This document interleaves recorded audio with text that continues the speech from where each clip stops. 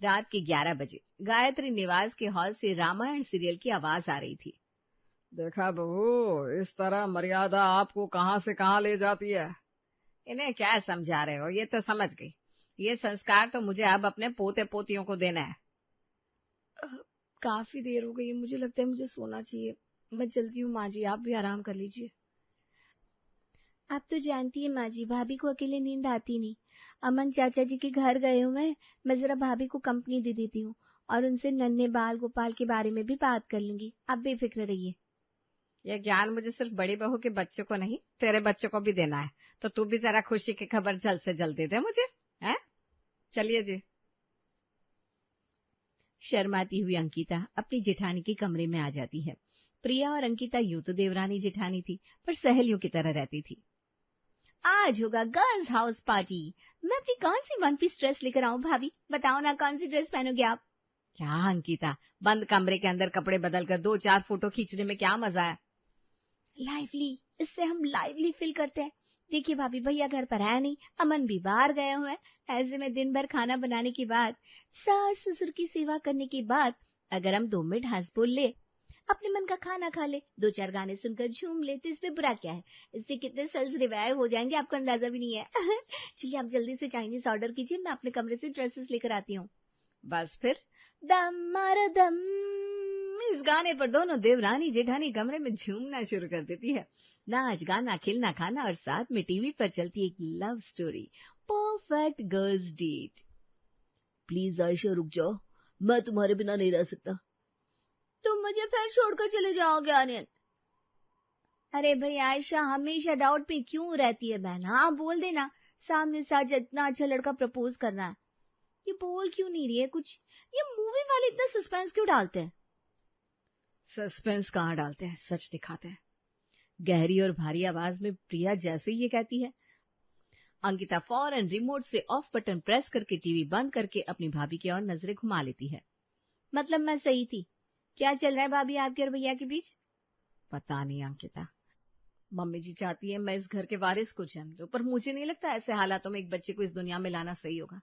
जब उसके पापा ही उसकी माँ से प्यार ना करते हो, वो क्या औरतों की इज्जत करना सीखेगा? और ऐसे बच्चे अक्सर भटक जाते हैं। ऊंची सांस भरती हुई प्रिया अंकिता के कंधे पर हाथ रखकर कहती है, ये खुशी मैं तो इस घर को नहीं दे सकती, पर तुम दे सकती हो अंकिता। तुम्हारी शादी को भी साल भर होने आ गया है, तुम बच्चा क्यों नहीं प्लान करती? जिससे इस दुनिया में आना होगा ना भाभी, वो खुद रास्ता बना लेगा। और जब पहले ही 1000 झंझट घर में चल रही हो, तो उनको सुलझाने में लगना चाहिए, ना कि किसी और उलझन को बढ़ाने की कोशिश करनी चाहिए। आप बताइए चल क्या रहा है आपके और भैया के बीच में? मतलब मुझे, आई एम सॉरी भाभी, पर परसों भैया जब देर से घर लौटे थे तो कुंडी की आवाज से मेरी नींद खुल गई थी और मैंने देखा वो बिस्तर पर नहीं बल्कि फर्श पर सो रहे हैं। हाँ, ये सब तो शादी के 6 महीने बाद ही शुरू हो गया था अंकिता। अपने कमरे में यहाँ से वहां बड़बड़ाती हुई प्रिया चक्कर काट रही थी। उसके माथे पर जैसे किसी का खून सवार था। तभी कमरे का दरवाजा खोलकर अभिषेक अंदर आता है। अरे क्या हो गया बीवी जी, वजन कम करना है तो जिम ज्वाइन कर लीजिए। यूं कमरे में यहाँ से वहां करने से वजन कौन सा कम हो जाना है। मैंने भी पहले बहुत कोशिश की थी, कोई फायदा नहीं हुआ। प्रिया अभिषेक के करीब जाती है और उसकी शर्ट को नजदीक से सूंघते हुए कहती है, फिर से पीकर आए आप? अरे यार, ये क्या तुम घूम फिर कर खाने पीने पर आ जाती हो? पानी पीकर भी नहीं आए क्या आदमी? बाहर से पानी पिया था बस, रास्ते में प्यास लग गई थी। एक तो 2 दिन से बाहर गया हूँ, अभी घर में घुस रहा हूँ, उस पर भी तुम सवाल जवाब कर रही हो। मुझे पता है मुझे आपसे अभी सवाल जवाब नहीं करना चाहिए, पर आपकी गैर मौजूदगी में आपके दूसरे फोन पर मिताली नाम की किसी लड़की का फोन आया था। ये सुनते ही अभिषेक घबरा जाता है और सबसे पहले अलमारी खोलकर कपड़े में रखे अपने कपड़ों के बीच में अपना दूसरा फोन ढूंढना शुरू कर देता है। मतलब कि आपके पास दूसरा फोन है, मेरी समझ के बाहर। 2 क्या, आप 10 फोन रखिए ना, पर उसे छुपाकर इस तरह रखने की क्या जरूरत है? और उस फोन में सिर्फ एक ही नंबर मिला था, मिताली का। वो आपको मिलने के लिए क्यों बुला रही है? अब क्या बताऊं प्रिया, ये मिताली ना मेरे दुकान से माल लेकर गई थी पूरे 10 लाख का, और कैश नहीं चेक दिया था उसने जो बाउंस हो गया। फिर कहने लगी मेरे पति मर गए, मैं बैंकरप्ट हूँ, कभी कोई बहाना कभी कोई बहाना, और जब भी पैसों की बात करो तो अकेले मिलने बुलाती है। अब ऐसी लड़कियों का क्या भरोसा, अगर उसने मुझे फंसा दिया तो। मैं तुम्हें परेशान नहीं करना चाहता था डार्लिंग, बस इतनी सी बात है। चलो अब मुझे जरा आराम करने दो। मुझे माफ कर दीजिए अभिषेक जी, मैंने आप पर बेवजह शक किया। आप आराम से सो जाइए।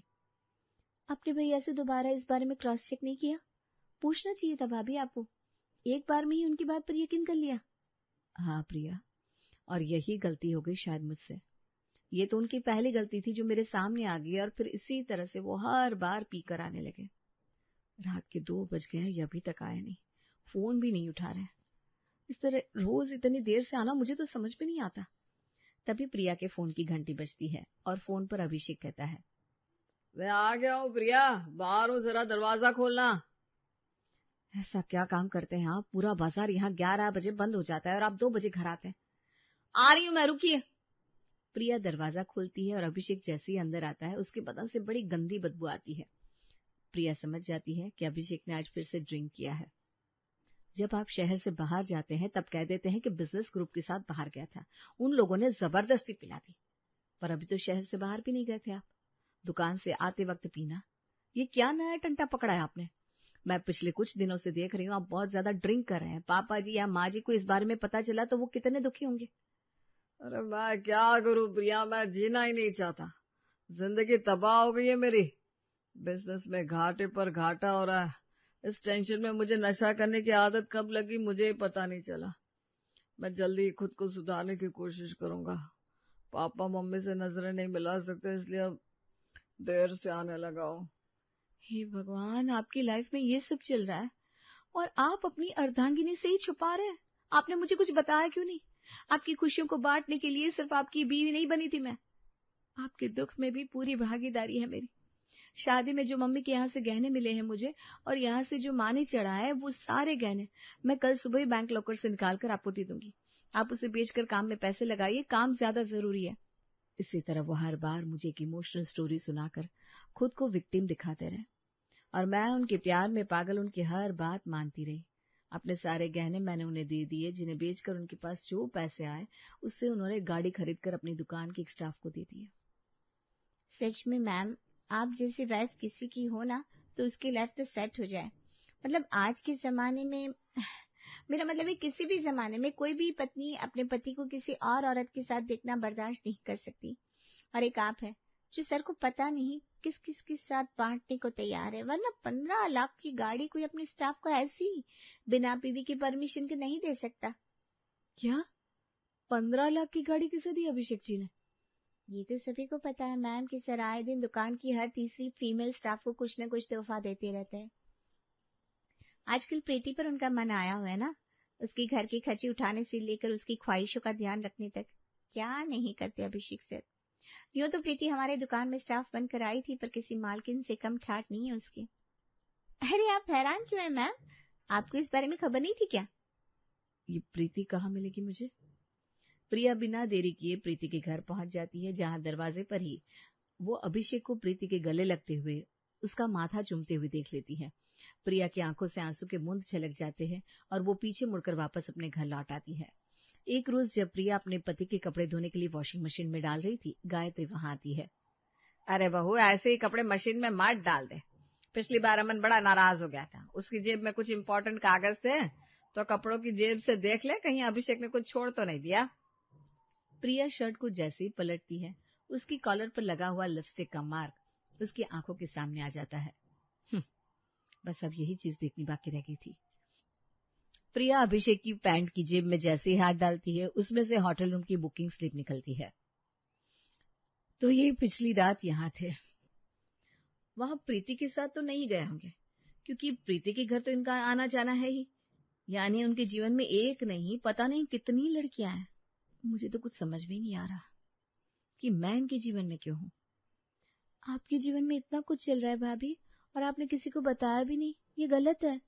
बताया था, अपनी मम्मी को बताया था तो मम्मी ने कहा कि क्या चाहती हो तुम, पति से अलग होना चाहती हो?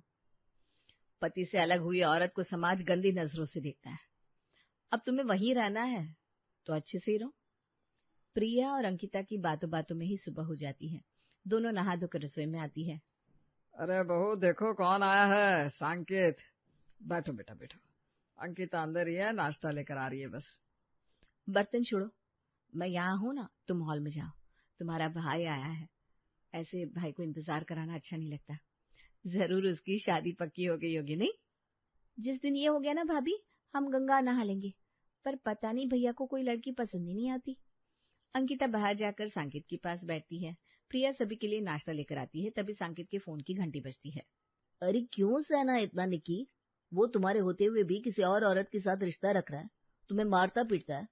मैं तो कभी भी किसी भी औरत को ये सहने को नहीं कहूंगा। अरे तुम रो मत, भाई मानती हो ना मुझे। मैं आता हूँ तुम्हारे घर, बात करता हूँ उस लड़के से। क्या हो गया बेटा, किसका फोन था? समाज को क्या होता जा रहा है अंकल जी, कुछ समझ में नहीं आ रहा। कहीं पत्नियां पतियों की मारपीट कर रही है तो कहीं पति पत्नियों को मार रहे। ये निक्की, इसका पति और मैं क्लासमेट थे हम।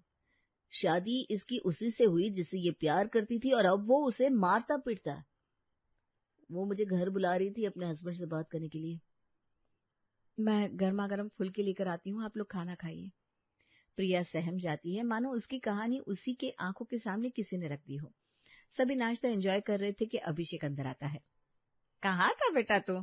मुझे लगा तू कमरे में सो रहा है। तू अब क्या कर आया है? हाँ, वो जरा काम से गया था माँ। आप नाश्ता एंजॉय कीजिए ना, मैं कमरे में जाता हूँ, फ्रेश हो जाता हूँ। अभिषेक कमरे में जाते ही अपनी बीवी को जोर जोर से आवाज देना शुरू कर देता है।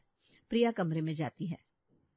ओह, तो यहाँ रंग रलिया मना रही हो? पति घर पर आया नहीं तो देवरानी के भाई को बुलाकर बिठा दिया। कहीं तुम्हारा उसके साथ चक्कर तो नहीं है? ये क्या बोल रहे हैं अभिषेक जी? मैं रसोई में हूँ, सांकेत जी आते हैं तो मैं उनके सामने 2 मिनट भी खड़ी नहीं रहती। और ये किस लहजे से बात कर रहे हैं आप मुझसे? तो आप तुम मुझसे जबान दराजी करोगी? ये कहता हुआ अभिषेक प्रिया की गाल पर एक तमाचा जड़ देता है।